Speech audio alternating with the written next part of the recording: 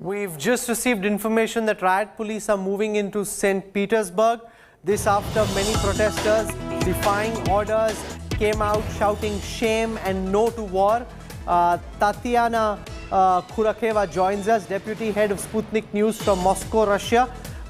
Far from any claim that may be made about how the Russian people were supporting this Russian invasion, it seems, Tatiana, that President Putin has trouble on his hands. Once again, we're seeing these huge crowds in St. Petersburg coming out against this Russian invasion of Ukraine. Well, first of all, let's start with saying that good evening to you. I am in the center of Moscow and there are no huge crowds here. Unfortunately, I can't, tell you just how big the crowds are in St. Petersburg. However, you should understand that just as New Delhi is not India and Mumbai is not India either, St. Petersburg is not Russia in the whole just as much. Sure. Also about the meeting between the Chief of Defense Staff, Defense Minister and President Putin, where the nuclear deterrent forces of Russia have been put on a state of high alert. Given your understanding of matters military, what do you think is the signal President Putin is trying to send? Is he beginning to panic, get a bit rattled? Why are nuclear forces being called into the equation so early in this battle? Well, look, this message has been clear since day one, and unfortunately, as it's directed at our Western allies, they haven't gotten it yet, because even today, the Germany saying that they're going to start supplying lethal aid to Ukraine. It's a very mixed message coming out of Europe, and well, no mixed messages coming from the US. They're loving it, I guess, in their own way.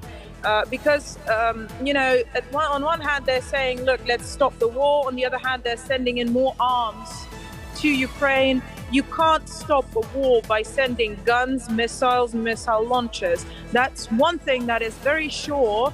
And as well as we know that the NATO troops are amassing even further in the Baltic states, that's right on our border. It's continuing all of the things that Russia has been asking for NATO not to do.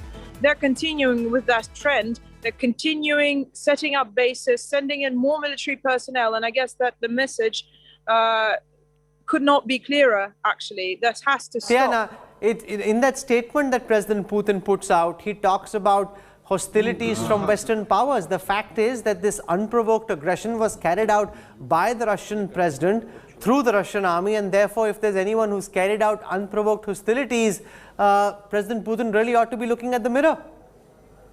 Well, look, again, and we've spoken about this time and time again, calling this, as you say, hostility, and I would like to call it an operation, completely unprovoked, is incredibly unjust and incredibly, hypocritical in the essence, because Ukraine has been killing people in Donbass, that's on the Russian border. They've also been killing people in Russia because some of those missiles were hitting Russian regions. Just today, there was also, again, a missile that fell on Russian ground. They were killing people for 8 years.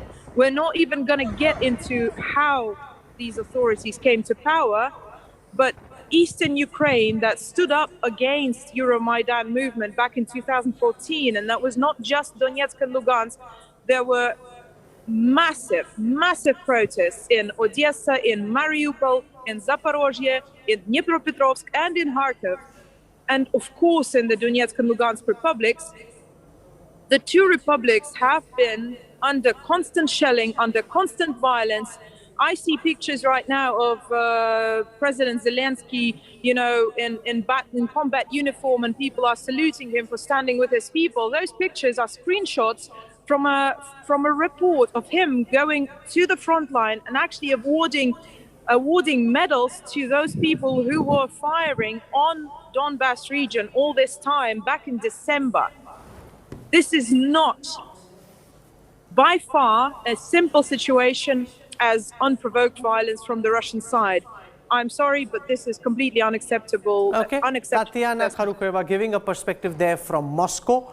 explaining why President Putin finds reason for putting the nuclear forces on a state of high alert.